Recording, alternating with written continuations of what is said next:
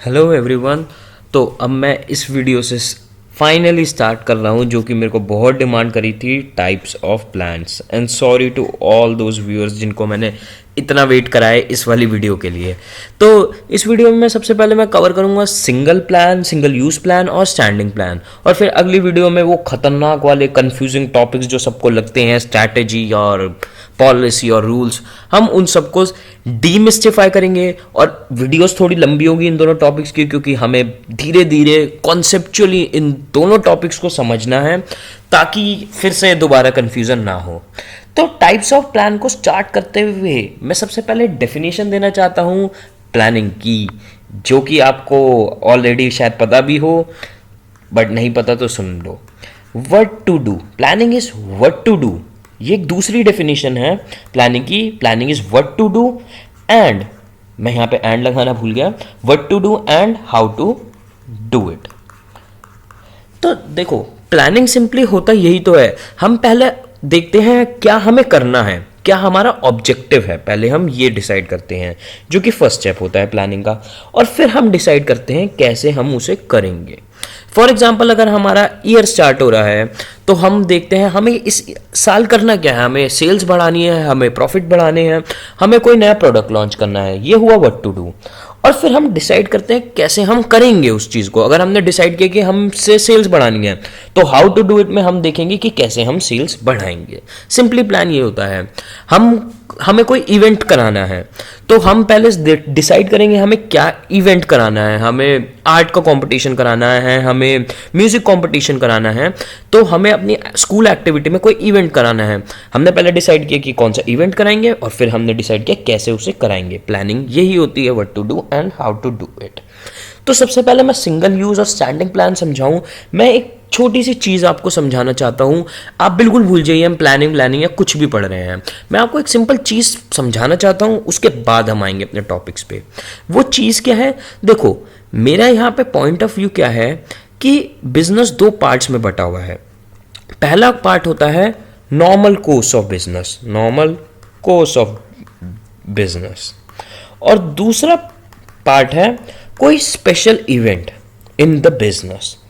इसको मैं सबसे पहले आपकी नॉर्मल लाइफ पे अप्लाई करते हैं, फिर हम बिजनेस पे अप्लाई करेंगे। मानो देखो, ये आपकी हार्ट बीट है, ये नॉर्मल आपकी हार्ट बीट है, ये है नॉर्मल कोर्स ऑफ बिजनेस, ये आपकी हार्ट बीट चलती जा रही है।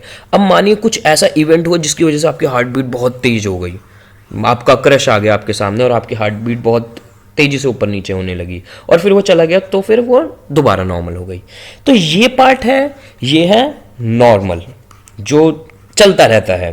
और ये पार्ट है, ये कुछ स्पेशल इवेंट है जिसके लिए बॉडी को कुछ स्पेशल करना पड़ता है। कुछ स्पेशल बाहर से इवेंट होता है और फिर आपकी बॉडी को इस इवेंट को स्पेशल तरीके से हैंडल करना पड़ता है। अगर आपकी हार्ट बीट तेज हुई है तो फिर बॉडी को उस तरीके से उस चीज़ को हैंडल करना पड़ेगा।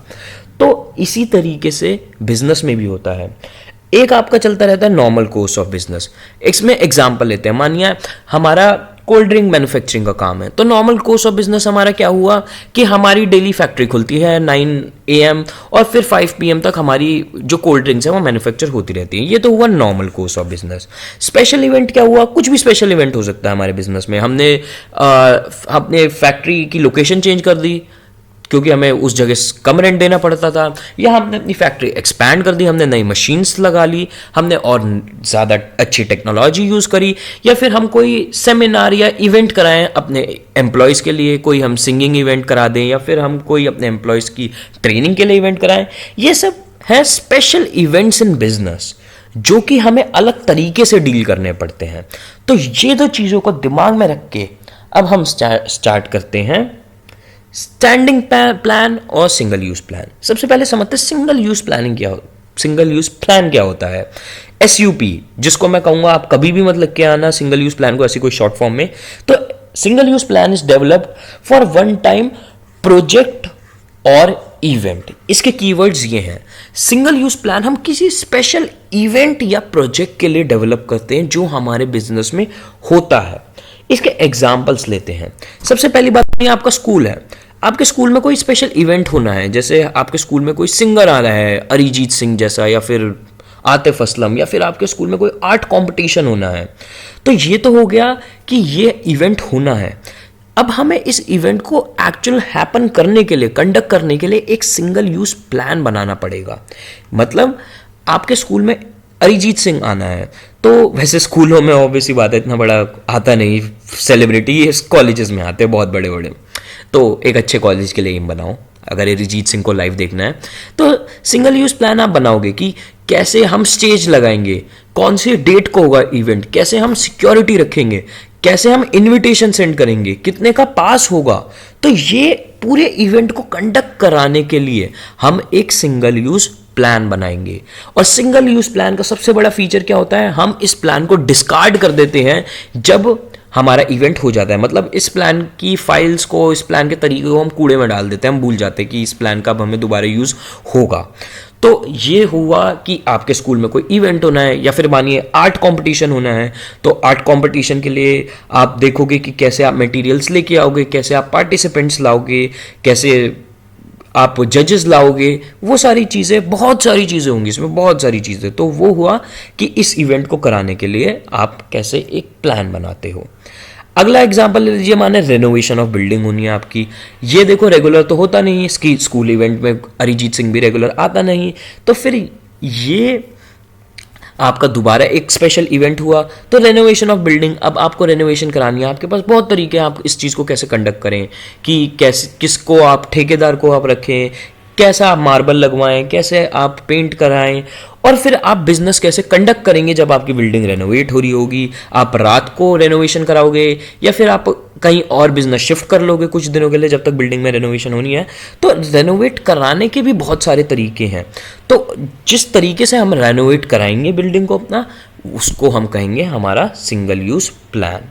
हमारा बिल्डिंग रेनोवेट हो जाएगी, SUP अगेन, हमारी बिल्डिंग रेनोवेट हो जाएगी, और फिर हम उस प्लान को डिस्कार्ड कर देंगे।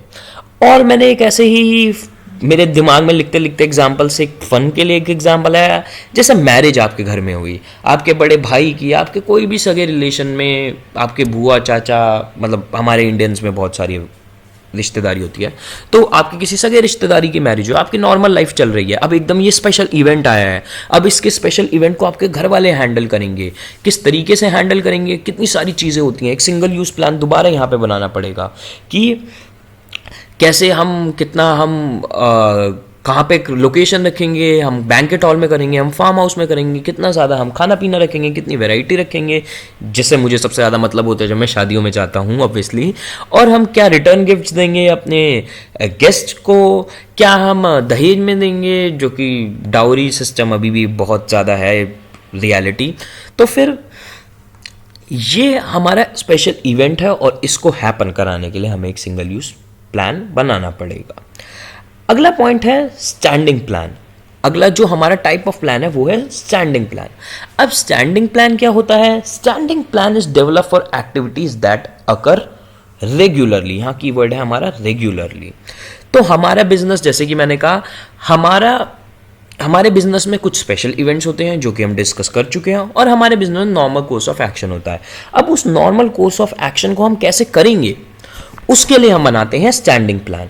मैं यहाँ पे एक चीज़ एग्जांपल देने से पहले मैं आपको एक चीज़ मेंशन करना चाहता हूँ। देखो, स्टैंडिंग प्लान हम बार बार इस्तेमाल करते हैं अपने बिजनेस में, बट जो मैं पॉइंट यहाँ कहना चाहता हूँ, विद रिक्वायर्ड मॉडिफिकेशंस। ऐसा नहीं हम बिल्कुल एग्जैक्ट वही प्लान टीपे जा रहे हैं। जैसे आप एग्जाम में कभी बार टीप डालते हो पूरे दोस्त का, और फिर आपकी कुछ गलती हो जाती है, आपके दोस्त ने जो गलती करी थी, तो क्या है, आप स्टैंडिंग प्लान को टीपते तो हो, कॉपी तो करते हो, बट थोड़ी बहुत मॉडिफिकेशन करते हो रिक्वायरमेंट के अकॉर्डिंग। अगर नहीं समझ में आया तो एग्जांपल देखते हैं और फिर हमें समझ में आएगा।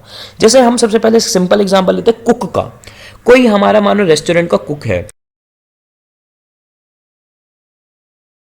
उसने स्टैंडिंग प्लान बना रखा है कि उसके चिली पटेटो ऐसे बनते हैं, उसके चिली पटेटो में इतना वो फ्राई करता है, इतनी देर, इतना उसमें वो स्पाइसेस डालता है, सॉसेस डालता है।